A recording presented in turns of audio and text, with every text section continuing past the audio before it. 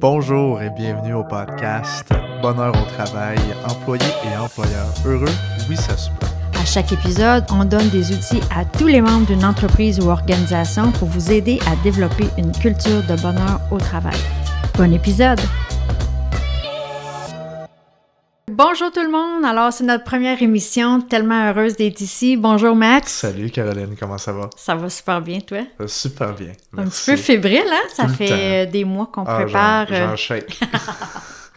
Je pense que c'est fait quelques mois qu'on prépare ce projet-là pour vous. Alors, bien heureuse d'être ici. Puis, je pense que pour la première émission, on a choisi de parler de bonheur au travail. Ça veut dire quoi au juste? On rentre dans le vif du sujet. Oui, la raison d'être de notre podcast. Je pense que c'est quelque chose qui nous allume toutes les deux, du bonheur au travail. Donc, je pense que c'est de comprendre c'est quoi qui va nous aider à cheminer au courant des prochaines semaines, des prochains mois. Puis, je pense que on comprend tous que le bonheur au travail, c'est très subjectif, hein?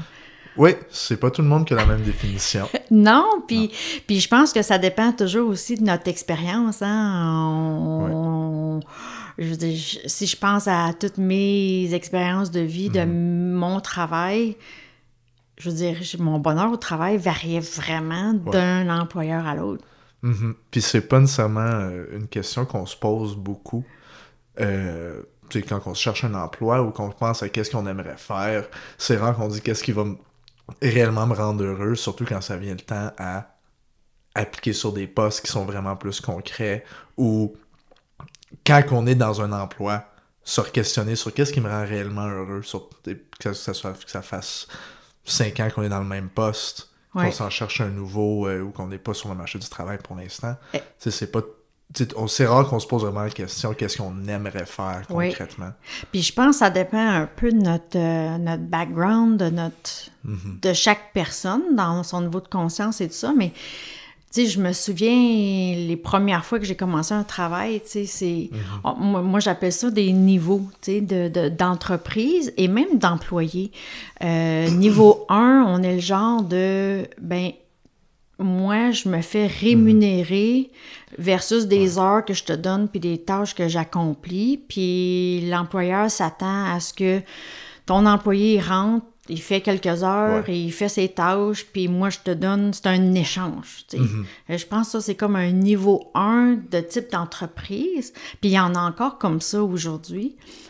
Mais avec tout ce qu'on parle de santé mentale et tout ça, là, je pense que les gens comprennent un peu plus. Il y a comme un niveau 2 où les employeurs se montrent très caring pour leurs employés, puis ils veulent prendre soin d'eux, ces choses-là. Fait qu'il y a comme un niveau de bonheur qui s'installe dans la relation d'affaires, si tu veux. Puis je pense que c'est le niveau 3, puis je pense que c'est là où on veut amener les gens. Oui. En effet, parce qu'il y a juste des avantages, justement, à vouloir instaurer vraiment une culture d'appréciation puis de bonheur dans une entreprise, puis vraiment, c'est pas nécessairement juste vouloir le bien et le bonheur de ses employés, mais c'est vraiment le niveau 3, je pense que où est-ce qu'il se différencie du 2, c'est dans l'intention de chaque geste, puis vraiment connaître les personnes avec qui qu'on est, puis faire des gestes que eux autres vont apprécier et aimer pour de vrai. Oui. Personnellement à eux, pas juste en général selon des statistiques, mais tu sais, parlant de statistiques, j'avais mentionné entre autres le fait que c'est vraiment important, puis il y a juste des avantages, justement. Il y a une statistique qui est sortie que j'ai pris dans le livre de Happiness Advantage par Sean Aker. C'est les médecins dans un état positif, avant de poser un diagnostic, font preuve de presque 3 fois plus d'intelligence et de créativité que les médecins d'humeur neutre, et ils font un diagnostic plus précis, du moins 19% plus précis. Fait que plus l'employé, en tout cas, dans cette étude-là, plus le médecin il est heureux, il va avoir des meilleurs diagnostics, puis que les diagnostics se fassent plus rapidement. C'est quand même quelque chose. Puis je pense que c'est ça, hein, le bonheur au travail, quand on commence à prendre connaissance de c'est quoi notre bonheur. Puis l'impact que ça a sur notre travail, c'est sûr qu'on est plus performant. Les études le démontrent toutes qu'un employé est beaucoup plus performant quand il est heureux et tout ça. Mais tu le vois, puis tu le ressens aussi quand tu vas en quelque part, puis tu vas acheter quelque chose ou tu reçois un service, puis que là, l'employé n'est pas de bonne humeur. Ça a un gros impact sur comment tu vois maintenant les choses et tout ça. Fait que définitivement, je pense que de prendre conscience de quel genre d'entreprise que tu es par rapport à le bonheur au travail, est-ce que tu traites encore tes employés comme je te donne de l'argent, tu me donnes des tâches et ton temps, ou deux, tu essaies de créer cet effet de famille-là. Aussi, troisièmement, tu essaies de dire, bon, mais OK, je vais m'outiller, je vais mettre des choses plus en concret dans la culture pour que ça soit vraiment plus conscient dans ce qu'on fait comme démarche et tout ça. T'sais. Puis, tu sais, s'il y a des employeurs, justement, qui se reconnaissent dans le niveau 1, je veux pas sonner alarmiste, mais il y a... tout droit du Happiness Advantage aussi, il va revenir une couple de fois dans cet épisode-ci, puis quelques autres épisodes, on s'entend. Je pense qu'on peut s'entendre sur le fait que ça a été un livre assez influent sur toi et sur moi, puis sur le podcast aussi. Mais l'auteur mentionne entre autres que le moyen le plus rapide de désengager un employé, c'est de lui dire que son travail a un sens juste par le salaire qu'on lui verse. Fait que, tu sais, un petit... La classique, ben là, pourquoi je te dirais merci, je te paye. C'est ça. Et je l'ai entendu souvent, ça. Oui, exact. Puis, crois-moi, un merci, ça coûte bien moins cher qu'une paye. Absolument, absolument. Puis je pense que c'est ça qu'on va démontrer aussi, c'est que, tu sais, c'est quoi le bonheur au travail? Puis quand je le demande à des clients ou les entreprises, bien souvent, eux autres vont associer ça à, bon, mais OK, est-ce que mes clients sont heureux et satisfaits? Fait que ça fait comme, OK, moi, ça augmente mon bonheur au niveau de mon entreprise si je sais ça. Mais il y a d'autres personnes, tu le sais déjà, j'ai déjà demandé à certains de mes clients d'entreprise, qu'est-ce qui fait que ton entreprise est heureuse? Ben si c'est rentable. Fait que là, ils vont regarder l'argent, est-ce qu'il y a une rentabilité et tout ça. S'il y en a qui ont des actionnaires ou des conseils d'administration, c'est à ce moment-là, c'est eux autres, ils mesurent leur bonheur au travail, c'est est-ce que mes grands patrons sont heureux au travail? Puis il y en a d'autres, ça va être moi, si je vois mes employés s'épanouir, être heureux et tout ça, ça leur fait qu'eux autres, ils sentent qu'il y a un bonheur au travail et tout ça. Mais est-ce qu'il y a des trucs que les employeurs pourraient utiliser, comme des indicateurs qu'ils pourraient voir, qu'ils pourraient mesurer? Oui, bien, je pense que c'est ça qui est important, c'est que chaque entreprise vont faire le pouls, tu sais, de dire c'est quoi mon taux de bonheur au travail. Alors souvent, le réflexe premier d'une entreprise, en tout cas ceux que moi j'ai déjà travaillé dedans, c'est de faire un sondage. Alors je pense que tu as ton opinion là-dessus. Oui, mais c'est pas vraiment une opinion, c'est vraiment un fait. Ouais. Ça a été observé à plusieurs reprises. Justement, c'était... ma dernière professeure à l'université, qui est rendue rectrice, Muriel, salut Muriel, qui avait dit ça dans un cours, puis ça m'avait marqué, c'est qu'un sondage, c'est une grenade. C'est comme une espèce d'outil qui est souvent utilisé par les employeurs. Ouais. Tu l'as vu, moi aussi je l'ai vu. C'est ça. Tu sais, par exemple, le gouvernement du Canada, chaque année, ils ressortent leur sondage sur... puis ils prennent du temps sur le bonheur et le taux de satisfaction des employés. Ça, un sondage, c'est une grenade. Fait que c'est comme si tu prenais une grenade puis t'as lançais, puis là, si tu fais rien, ben elle va exploser de toute façon. Oui. Fait que t'es mieux de faire de quoi. Puis c'est ça. un petit peu ça le sondage, tu crées une promesse avec tes employés, tu montres, hey, on veut établir une un plan attente. d'action. Exactement. On veut créer un plan d'action. Oui. On veut, regarde, on care pour vous. Oui, c'est ça. On veut savoir exactement ce dont vous voulez, c'est ce que vous voulez pour être heureux. Puis après, si tu fais rien, c'est décourageant. Hein? Je l'ai vécu souvent où ils font le sondage, puis 6 mois, 1 an plus tard, toujours rien. Fait que c'est comme, pourquoi on a fait ça encore? c'est quasiment comme si la déception, c'est l'ennemi de la rétention. Absolument. Dis ça encore? La déception, c'est l'ennemi de la rétention. Oui. pense que je l'aime, ça. Retenez ça. Ouais, la déception, c'est l'ennemi de la rétention. Ouais. Je pense que c'est ça qui est important, c'est de savoir que quand on est découragé, ben là, ça fait que les employés se désengagent encore plus. Fait que, pour revenir, si vous faites pas de sondage, vous pouvez en faire un, mais assurez-vous de faire un plan d'action. Ouais. Mais 2, c'est de dire comme employeur, en entreprise, de regarder de façon globale, c'est quoi le moral de mes employés? Est-ce que la plupart du temps, les gens sont heureux, le moral est bon, etc. C'est sûr qu'il y a des journées plus stressantes, mais ça, c'est un des indicateurs. L'autre, ça va être comment est-ce que les employés sont engagés dans leur performance, mais pas juste dans leurs tâches qu'ils font, mais aussi dans faire avancer la mission de l'entreprise, d'aider les gens autour d'eux, de faire d'un esprit d'équipe, du travail d'équipe, etc. Fait que je pense que leur taux de productivité, puis je pense qu'une des études de Warwick, l'université, il avait montré que les gens heureux étaient 12 fois plus productifs. Alors, là, de plus en plus, il y a plein d'études qui sortent par rapport au bonheur au travail et l'importance de ça. Un autre indicateur, c'est vraiment, je pense, c'est quoi le taux d'absentéisme et le taux de roulement chez un employeur. Ça, c'est un des indicateurs. C'est du passif-agressif, tu sais, je suis pas heureux, je rentre pas travailler. Puis c'est facile, tu sais, pour un gestionnaire de prendre l'information qu'un employé va nous dire at face value, pourquoi tu t'en vas, plus d'argent. Plus d'argent. Quand il y a justement, on parle de statistiques, il y a 36% des employés qui prendraient, selon des études, qui prendraient 5 000 $ de moins sur leur paye pour plus de bonheur au travail. Absolument. Fait que ce que ça veut dire, c'est qu'ils seraient prêts à investir un 5 000 $ par année de plus pour, justement, leur bonheur au travail. Fait que c'est... Quand on dit que c'est pas nécessairement... c'est hyper avantageux, même au niveau monétaire, d'investir dans le bonheur, on l'a, là. C'est ça. Puis je pense que c'est de regarder aussi le taux de plainte puis le niveau de satisfaction des clients.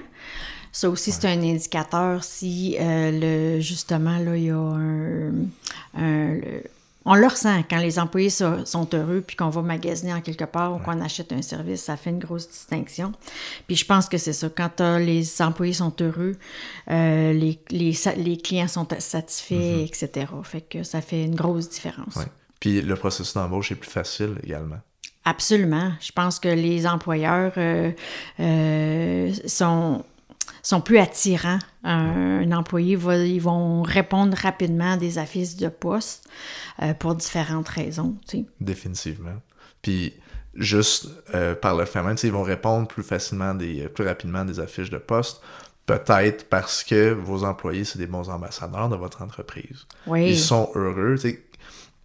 C'est un stéréotype que genre on chiale la job quand on revient à la maison, mais quand on chiale pas de la job, mais on dit à quel point on aime ça, ben ça convainc les gens que absolument. Beaucoup plus facilement que n'importe quelle sorte d'affiche de poste ou de photo de fil Facebook, ça coche de marque employeur, une référence de quelqu'un, puis avoir ton employé comme un ambassadeur, c'est ton meilleur ami pour ta marque employeur, mais pour ton bonheur au travail aussi. Oui, absolument. Je pense que c'est un beau témoignage quand là, les gens s'affluent à venir travailler pour toi parce que, justement, la réputation est faite et tout ça. Puis, un petit dernier commentaire sur le dernier point que tu avais dit au niveau de la satisfaction des clients. J'ai juste une petite référence à la statistique sur les médecins. Un bon médecin va généralement te donner exactement ce dont tu as besoin pour guérir. Fait que c'est une bonne satisfaction à avoir. Mais ça revient au même. C'est juste que il y a un médecin prends soin de la santé de quelqu'un, mais n'importe quel autre job, t'as fait juste mieux parce que t'es plus heureux. Alors, on vient de finir de parler un peu des différentes façons, les indices pour comment que l'entreprise peut prendre le pouls de comment ils sont heureux. Je pense qu'il y a une façon aussi qui est très... qu'on peut vraiment... Les entreprises peuvent vraiment s'outiller puis que l'employé peut vraiment prendre conscience aussi d'une certaine façon d'analyser leurs besoins. Alors, peux-tu nous parler de ça? Oui! En fait, il y a un modèle qui a été élaboré justement, c'est comme 4 grandes catégories des besoins d'un employé pour justement qu'il soit heureux et productif au travail. Fait que c'est un petit peu un modèle que les employeurs peuvent utiliser pour structurer leur offre d'expérience employée ou que les employés peuvent utiliser pour apprendre à se connaître Puis quand ils sont malheureux au travail ou quand ils ont comme certaines plaintes, de vraiment analyser qu'est-ce que c'est vraiment dans une de ces 4 catégories-là. Qu'il y a une lacune. C'est ça, qu'il y a une lacune. Fait que le modèle, c'est ça. Ça? Ça. OK. C'est ça, justement. C'est un acronyme CAAA. Donc, compétences, autonomie, affiliation et adhésion. Je vais les expliquer. Parfait. Oui. Donc, la compétence, ça sonne un peu évident, mais c'est, dans le fond, est-ce que l'employé est capable de montrer toutes les capacités dont ils ont besoin pour faire son travail, par exemple. Justement, par exemple, tu as besoin de savoir, le savoir-faire, mais aussi le savoir-être. Oui. Puis les 3 sont également importants. Fait que, par exemple, on prend un vendeur. Le vendeur, faut qu'il sache qu'est-ce qu'il vend. Faut qu'il ait des bonnes techniques de vente, mais le savoir-être aussi, il peut pas arriver là, puis délambrer, puis sacrer, tout ça. Faut qu'il y ait un certain savoir-être à venir aussi. Ouais. Mais en même temps, la compétence, c'est probablement être capable de faire le travail. Est-ce que ton employé est capable de le faire? Oui. S'il est pas capable, s'il est capable, ça va être parfait. S'il est pas capable, ben, il va avoir un stress énorme sur lui-même, puis il sera pas heureux. Je donne un petit exemple. Je sais que tu regardes pas beaucoup à la télé, mais il y a une émission que j'adore beaucoup qui s'appelle The Office. Probablement que vous êtes des fans, mais il y a un segment... il y a un segment où il y a un nouveau boss qui s'appelle Charles Miner, puis il aime pas un des personnages principaux, Jim. Puis il demande, can you give me a rundown of all your clients? Jim, il a jamais fait de rundown de sa vie, il a aucune maudite idée c'est quoi un rundown. Même moi, j'aurais de la misère à saisir c'est quoi. Mais dans le contexte de l'émission, il s'entend pas bien avec son nouveau patron, Charles. Donc, c'est pas des spoilers, là. Mais si il s'entend justement pas bien avec son patron Charles, donc il est comme gêné d'aller lui demander, fait qu'il passe comme l'épisode, donc soit la journée au complet, à juste obséder sur un rundown. Puis il va lui demander genre comment est-ce que tu aimerais ton rundown, tout ça, puis là, it's just a simple rundown. What do you mean? Oui, puis je pense que moi je sais que je l'ai déjà observé quand j'étais avec des clients, des directeurs qui arrivaient à leur employé, leur déléguaient une tâche. En fait, il aboyait quasiment la tâche à faire. Ouais. Puis la personne n'a rien compris, tu sais, elle regarde le boss avec des gros yeux, comme en voulant dire, c'est comme, tu le vois, là, si tu observes moindrement ton employé, puis tu vois des points d'interrogation dans les yeux, ben il y a peut-être matière à bien comprendre c'est quoi à faire. Puis est-ce que, Max, l'effet inverse aussi, parce que là, ça a comme allumé quelque chose chez moi. J'aurais aimé ça, savoir le ça, c'est AAA. Quand j'étais employée, avant d'être en affaires, des raisons pourquoi je partais. Puis est-ce que compétence peut être aussi pas savoir quoi faire, mais aussi pas être assez stimulé, genre j'ai pas assez de défis dans mon travail et tout ça? Est-ce que ça rentrerait là-dedans? Être sûr, et dans le fond, être un petit peu surqualifié pour le travail qu'on fait. Absolument. Okay. Parce que là, on va...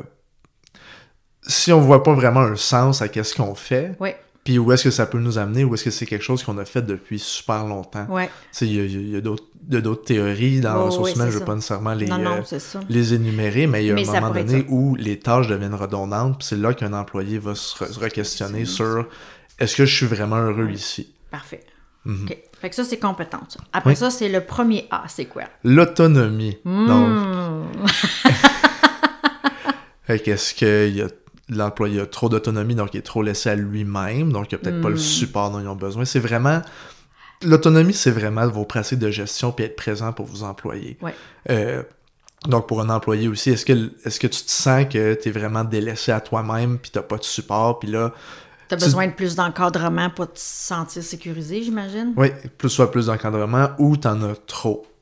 Tu te fais mettre dans des courriels, pas tu te fais mettre dans des courriels, mais tu mets ton boss dans des courriels, en CC dans chaque courriel, comme ça il peut voir ce que tu fais, demande des suivis à chaque journée sur tes dossiers, de faciliter. Encore là, c'est un petit peu il y a place à interprétation. Absolument. Puis de la culture d'entreprise, mais c'est au niveau de confort en même temps. C'est subjectif. Puis je pense que c'est normal d'avoir un peu d'encadrement plus serré quand c'est un nouvel employé, bâtir la confiance et tout. Mais je pense que c'est ça, quand à un moment donné, ça fait un bout de temps que tu es là, mais tu sens que tout le temps qu'il y a quelqu'un qui te surveille. En tout cas, moi, je sais que ça m'étouffait, la microgestion, là, quand j'étais dans un... Oui. Mais ça étouffe l'employé, mais ça étouffe l'employeur aussi, parce qu'il s'occupe à faire la job d'une autre personne au lieu de faire ses autres tâches, donc qui est imputable. Fait que je vois vraiment que ça a une grande influence sur le taux de bonheur que quelqu'un peut avoir. Définitivement. Là, le deuxième A, le deuxième A, affiliation. Oui. Fait que est-ce que tu t'entends bien avec toutes les personnes dans ton entourage au bureau? Donc, c'est pas juste ta relation employeur-employé, mais tes collègues dans d'autres équipes, les personnes en dessous de toi, s'il y en a, ou si t'es superviseur ou peu importe, ou comme tout ton environnement, si tu veux. Les clients, fournisseurs, peu importe, avec qui tu dois dealer pendant ta job, est-ce que tu t'entends bien avec eux? Parce que des mauvaises interactions sociales, ça va causer une baisse de bonheur. Tu sais, si t'es tout le temps, tu sais, par exemple, un help desk, à Bell ou à n'importe quelle autre entreprise, puis qui est obligé d'écouter les plaintes. Ça, c'est difficile parce que les plaintes de clients, surtout si l'entreprise n'a pas un bon service, tout ça. Puis là, les plaintes, les gens vont être fâchés, puis ils traitent littéralement comme des pas des humains. Ils comprennent pas que c'est des personnes de l'autre bord du téléphone, mais toi, tu reçois ça, puis t'es obligé de rester poli parce que c'est toi qui maintiens l'image de l'entreprise. C'est ça. Ça devient très difficile. Fait que, est-ce qu'au moins avec tes collègues, t'es capable de bien t'entendre? Y a-tu quelque chose, y a-tu des gens avec qui tu t'entends bien, avec qui tu peux créer des liens? Plus que au-delà du travail, partager des intérêts. Puis je pense que c'est ça. Des fois, tu arrives dans un milieu de travail, il y a des clics, c'est tellement serré que tu te sens à l'écart. Donc, pourrait avoir une incidence sur ton taux de bonheur au travail, le fait que tu te sens pas inclus ou... Fait que ça peut venir à l'inverse des deux côtés. Exactement. Puis, tu sais, une bonne affiliation sociale, ça, c'est des gens qui... Ça va garder des gens qui sont dans le 36% que j'ai mentionné tantôt.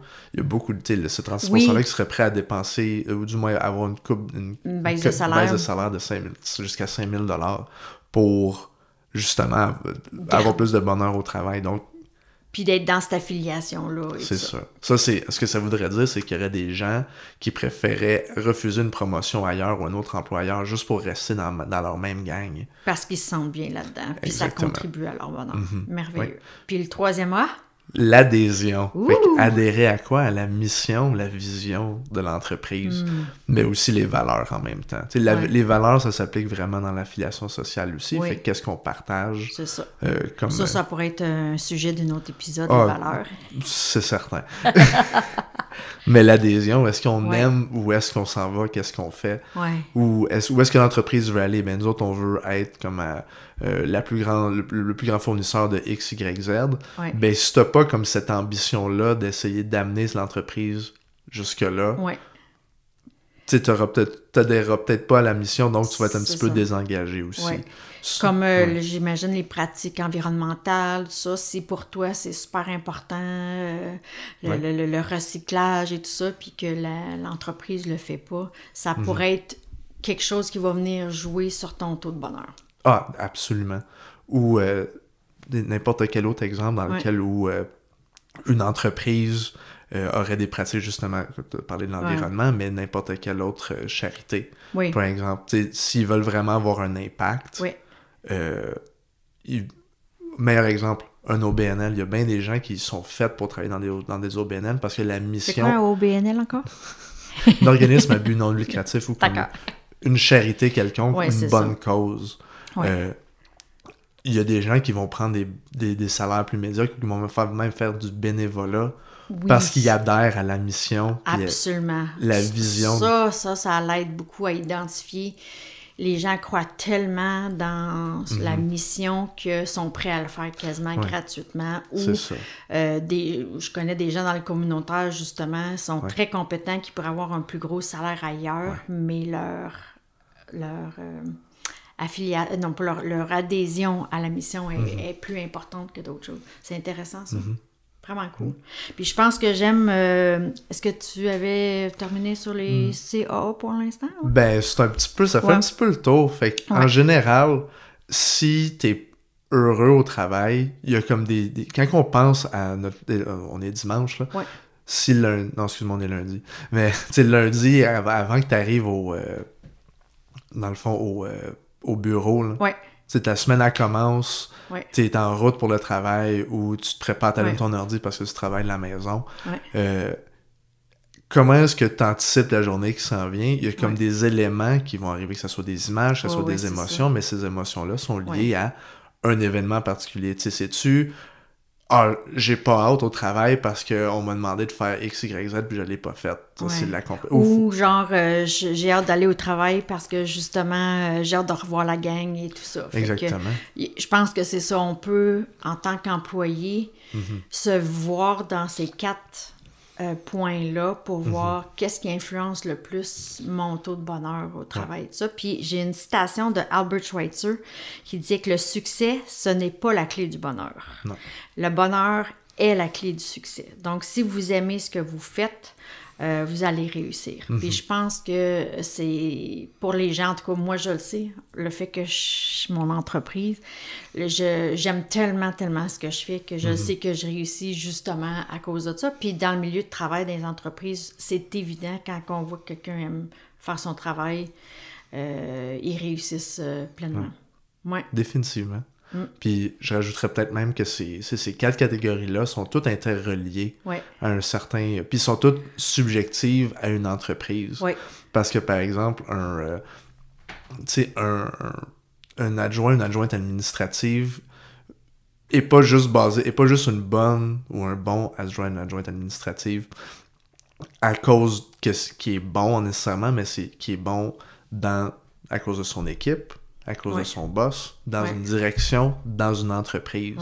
Fait que si cette personne-là, elle adhère plus à la mission X, Y, Z versus la mission d'une autre entreprise, ben automatiquement, elle va être meilleure à son emploi. Absolument. Si elle s'entend encore mieux avec ses collègues parce que vous avez fait les employeurs ont fait comme un bon processus d'embauche, entre autres incluant les valeurs dans l'entreprise, voir si ça se reflète chez l'employé, ben elle va déjà se sentir plus à l'aise, donc elle va être plus performante.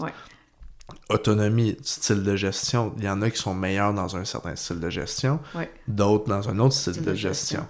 Là, il faut que le gestionnaire soit capable de s'adapter. Le gestionnaire, employeur, peu importe qui a un pouvoir de supervision sur l'employé.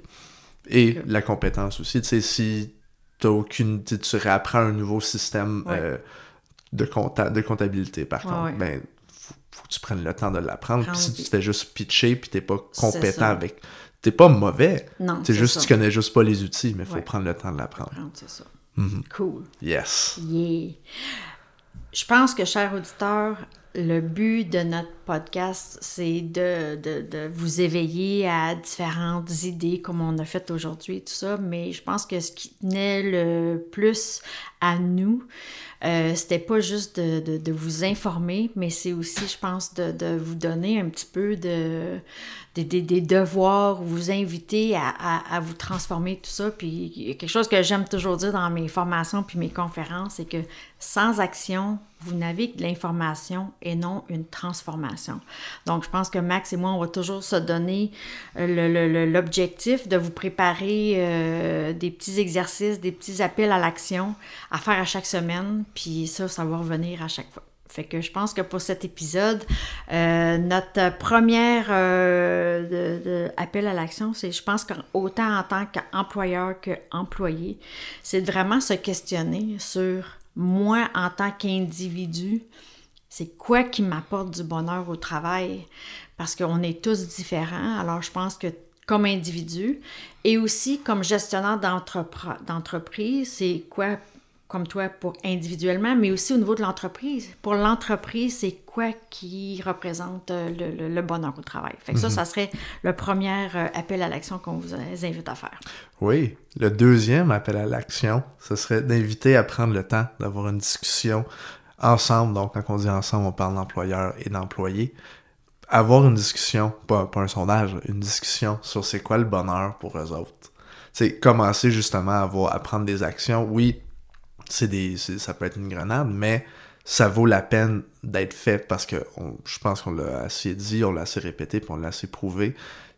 Non seulement c'est rentable, mais à la limite, ça devient nécessaire, le bonheur au travail. Fait que commencer à prendre le temps d'apprendre à se connaître les uns les autres dans l'entreprise. Absolument. Puis la troisième chose, c'est de vraiment de prendre le temps de se faire un plan d'action.